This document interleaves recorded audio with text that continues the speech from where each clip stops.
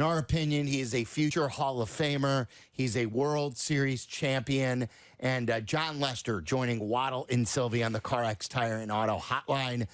Johnny, how you feeling these days? I'm doing well. I can't complain.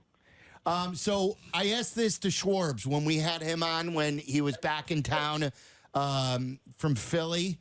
I said, when you walk through those doors or when you peek your head out, whether it's maybe it's a turn towards Wrigley Field, maybe it's a walk out onto the field, whatever it is, what is the first thing you think about? Well, I mean, obviously probably the World Series. But no, I mean, I think for me, you know, as I got older and then my kids got older and all that stuff, I mean, I really kind of think more so home than anything, just because my kids, you know, especially my two older ones, they remember a lot of being here and, you know, the house we lived in and the relationships we built with people in this organization. So, I mean, that's probably, you know, on a personal level, that's probably more so what I think about, you know, than probably just all the day games and how cool of a place and unique of a place it is to play here and be a part of this organization. Jon, what inspired you to do some media work, and is it something that you think is going to be part of your future? I don't know. You know, I don't really consider it media work. I kind of consider it just, you know, talking baseball more than anything. You know, I think, you know, people ask me all the time, you know, do I miss the game and all the nuances of that? And my answer to that is no. But like the stuff that you do miss or that I miss personally or, you know, or like just talking about the game, talking about strategy, talking about pitching, talking about things like that. And, you know, this kind of gives me that opportunity to do that. You know, this is kind of like a tryout type deal, like see if they like me or if I, and you know, kind of goes both ways if I like doing it. You know, it was a good weekend or week for us to come up and you know, we didn't have anything going on for everybody to come up and kind of hang out in Chicago for a couple of days. You know, so it, you know, gets me back in here, gets me talking about baseball again. And, you know, like I said earlier, you know, get you in Wrigley Field and gets that comfort of being in the friendly confines. Jon, I brought you in, and I've mentioned this to you before about the Hall of Fame. And it was just the Hall of Fame induction weekend. You're a couple of years away from being eligible. Do you ever let your mind wander about being in Cooperstown and about the possibility of being elected? Not really. You know, I'm not going to lie and say that's 100% true, but you know, there's probably a few times where you think about it, but like right now, I don't really think about it. I'm not concerned about it. You know, I kind of, you know, like I've always said that, you know, I didn't play the game for that. I played the game to win. And I was fortunate enough to be a part of a lot of good teams and play in the postseason a lot and win a few World Series. And to me, that's, you know, that's kind of what drove me more so than that plaque. But at the end of the day, you know, if my name is called and I'm fortunate enough to be selected for that, then, you know, obviously I'll be one of the happiest person in the world, but it's not something that drove me, and it's not something that, you know, I lose sleep over right now. And, you know, if it happens, great. If it doesn't, you know, I'm still really proud of the work and, you know, the accomplishments that I was able to achieve. When you had the decision to make, and when Theo was pitching you, and on the Cubs I'm talking about, and the bleachers weren't even being built or they weren't finished yet. I remember, like, the team wasn't built yet, and the bleachers weren't built. You came in to like a half-built team still. How close were you to picking another team? Like, was it really close between picking the Cubs and another team? I wouldn't say close. I mean, really, kind of coming down to the end, it was more so, you know, I know the Giants were in there and people kind of talk about the Giants and whatnot, but I would say it was more so between the Cubs and the Red Sox, and the Red Sox at that time kind of made it clear of where they stood on things. And, it really wasn't going to work out for us. So it just became, kind of crossing your T's and dotting your I's as far as, are we sure this is the right decision? And are we happy with this decision, and all that stuff. And, I think we kind of came to that realization maybe a few days before we actually told anybody or told our agent or told, Theo that we were coming here. So my big thing is I just wanted to make sure that everything was lined up here, and that they were going to do everything that they said and, all that before we kind of gave them that final yes. But to answer your question, no, I don't really think it was a close race, or as close of a race as people think. Jon, when you look out at this team now and you see a team that doesn't have Chris Bryant or Javi Baez or Anthony Rizzo, could you have ever imagined that group would have been disbanded as soon as it was? No, but, weird things happen in baseball and for the most part, most organizations go through ebbs and flows and kind of business decisions that they have to make and player turnover and all that stuff. So, I didn't think, looking at that year when they did start kind of trading guys off, I didn't think all the guys would be gone. I figured one, maybe two would be, still there and they would sign them and kind of have them as the face or the guy, the franchise. But to see all of them go, I think was a little surprising for me. Put your analyst hat on now. And as somebody that pitched in the majors for, forever, when you look at this version of the Chicago Cubs, Jon, what do you see? Well, I see some talent. I see some young talent for sure. You've got some guys that are pretty green. And not everybody is, Chris Bryant or Javi Baez when they walk into the clubhouse, right? Like, or Rizzo or Schwarber. Like, not everybody is that polished. So you've got some young guys that kind of need a little polishing around the edges and just to kind of get at bats and get their feet under them and figure out who they are as a player and what makes them a good, successful big leaguer. So I don't think talent is the problem. I think it's a young group right now that maybe needs a few pieces, going forward that can maybe take a little bit of pressure off these guys while they're learning to be big leaguers. But looking at this team, I don't think they're far off. I know off seasons change that and trades and, contracts and all that stuff can really change things on how that looks the next opening day. But, sitting here right now, I don't think they're far off from being, in some type of race, whether that be a wild card or even for the division. I think just a few pieces would really help them. Jon Lester joining us. It's Waddle and Silvy on ESPN 1000. You've always been candid with us since you first started joining us. Were you ticked off when you found out that David Ross wasn't being brought back? Well, yeah. I think the best way to answer that is obviously it's a little different when you know the person personally, right? Like even if he was just my manager, you would still be kind of like, what in the world are they doing? But when it's your buddy, you get those emotions of your friend and, defending your friend and all that sort of thing. But then when you step back, you gotta understand that it's a business and the Cubs are trying to run their business as best they can. And they felt like, going forward that Craig was going to be the guy. And, it sucks, but, there's not a whole lot you can do about it.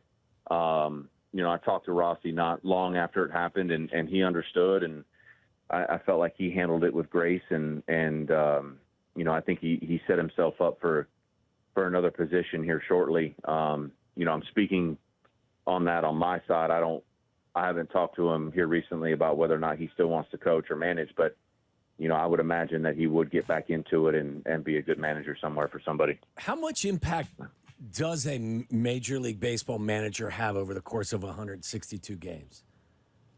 Well, I think a lot. I think now with the leagues being, kind of are very similar with the DHs, you don't have as much impact as far as an in-game aspect of it, as far as, managing a lineup and managing a pitcher and double switches and all that sort of thing.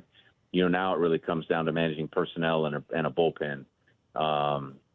So I don't think, now is as much as it was when it was a, National League pitcher hitting. But with that being said, I mean, you can't have, I don't know if I can say this on air, but you can't have a shithead manager that will run a team and guys will follow, right? Like you need to have a guy that people will follow and believe in and understand that he has their best interest to succeed, in any move that he's trying to make. And the reason I mentioned that, John, is look, I come from a football background, which means maybe I just don't see it the way that someone who's lived in baseball sees it. And I'm not suggesting that someone like Craig Counsell should come out of the dugout every single time the umpire is making bad calls. But is there a moment in time, especially when a team is struggling, that a manager coming out of the dugout and getting tossed for good reason, time and place, can be beneficial for a baseball team that may be struggling? Yeah, I mean, I think time and place. I think you hit the nail on the head. I think time and place. And, I mean, if you're kind of referring to the other night where they, kind of got screwed on some calls, I don't know. I think that's an in-dugout kind of feel. And trust me, I've seen Craig come out and yard sell a lot of people in the past and get thrown out of games and defend his team and all that stuff. So, it's in there. I just don't know if, right out of the break is the time to do that. You know what I'm saying? So I would put a lot of money on it that he has a good feel on when he needs to do it and how he needs to do it. Sometimes it's better to still be there than get thrown out. And it wasn't like he wasn't defending this guy. He's yelling at the umpire, but I think to your point, I think there's a time and a place, and I can't answer that time and place because I'm not a manager and I'm not in the dugout. But to answer the other part, I think, yes, there is that time, and it does fire the guys up. And, sometimes it is nice to see your manager act like a fool out there and throw bases and throw hats and, kick and scream and point and do all the, kind of fun stuff and get you fired back up in here. Because some people say to us, you guys are being meatheads for saying that. Because we believe that too. Well, I mean, yeah, from the outside looking in, I mean, I thought at that particular time, I was in my head, I was kind of thinking, well, this would be a good time. But with that being said, you're not in the dugout and you don't know, what actually is going on in there. Like, is there some moves that need to be made during the game that he needs to stay in there for? Is there just something else going on that we're not privy to in that particular instance for him to get thrown out? Can it also be, John, the makeup of a team? Like if you've got a player in there who can play the role of the guy that is going to fire somebody up, and it's not something the manager has to do, can it be the makeup of the team that would allow the manager to maybe not come out of the dugout? Yeah, well, I mean, I think too in those instances that you guys are referring to, I think if the players were getting close to getting thrown out, I think you would have seen Craig a lot quicker. Because you definitely want to keep your guys in the game. But yeah, I mean, if you have somebody in here that's a firecracker and is firing guys up, but that might not be your team that you have. I mean, I've been on plenty of teams where we didn't have, the emotional leader that you're kind of referring to. You just had kind of the steady eddies that knew how a season worked and what needed to be done day in and day out, and they did their jobs. I've been on teams where you have guys that are, the rah-rahs and yelling and screaming and, to your point, getting thrown out of games because they're yelling and screaming too much. And, and I think that's just each year is so different on your roster and who you have and who you don't have. And, you kind of have to play off of that. What's the difference? We've always discussed this on our show because we believe Waddle played for the Bears. I grew up here, John. You've played in both towns. I've always contended that we're pussycats here. The media, the fans, compared to a Boston, compared to Philly, compared to New York. Would you agree or disagree with that? I mean, I think the best way to describe it, and I've said this before, is, you've got, without kind of saying what you're saying, you've got the Northeast, which is very fast-paced, very in-your-face, very, I don't want to say controversial, but, will push the envelope, where you've got the Midwest, a little slower, a little nicer. But that being said, there's plenty of media people here that, push the envelope and do things just a little bit differently than Boston. And I respected both places and the people in both places for what they do for their jobs. But, coming here, I felt like if you were honest with everybody and kind of laid it out in front of them, they wouldn't crush you as bad as they would in Boston. And, that's just, I think, just the demographic or the areas that we're in. I don't think it's right or wrong in either one. It's different. But yeah, I mean, New York and Boston are tough places to play. I think Chicago can be a tough place to play for certain guys, and it is a bigger media presence. I think the thing that helps you is you have two teams here, and the White Sox, when they are winning and doing well, they take a little pressure off of you here, and whereas in Boston and New York, the Mets don't count. You got just you, and you're the central focus, and people expect a lot out of you. Did Jesse ever piss you off in your years here? Oh, I'm sure. But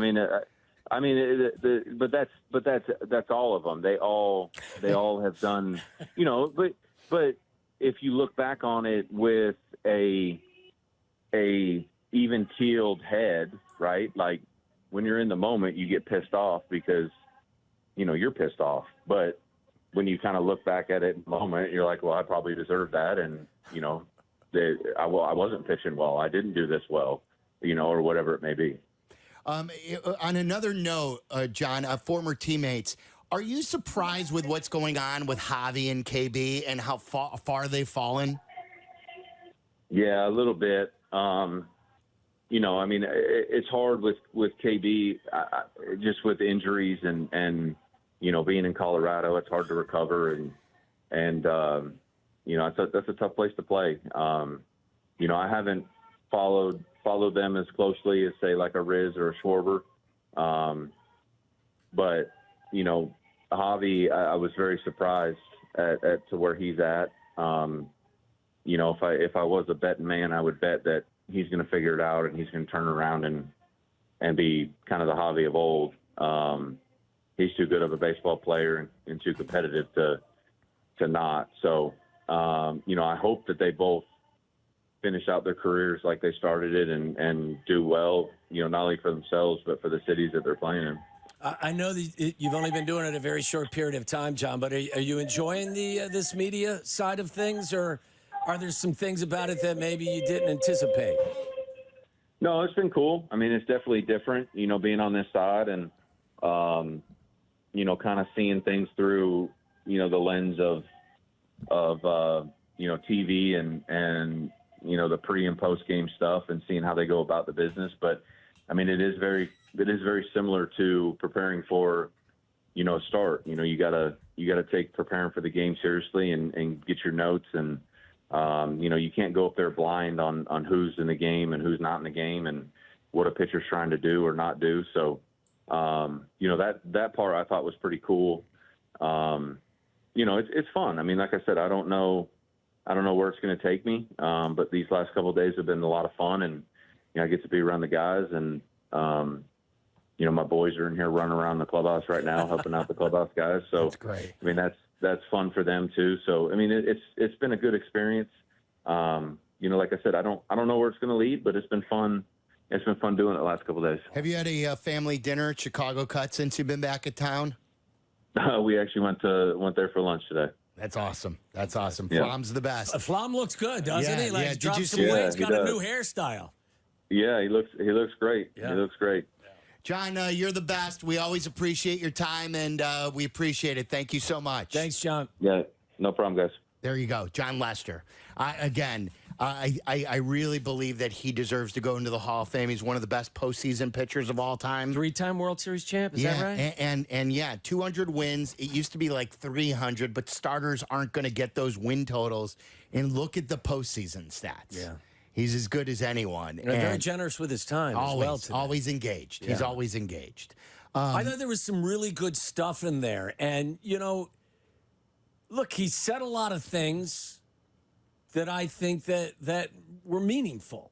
Well, I thought he even told you that his mind went to, should Counsell go out there and get thrown out too? Right. It's not like a meathead. This is a guy who was the #1 starter in Major League Baseball thinking it. It was in that clubhouse. Yes. Winning a World Series. So...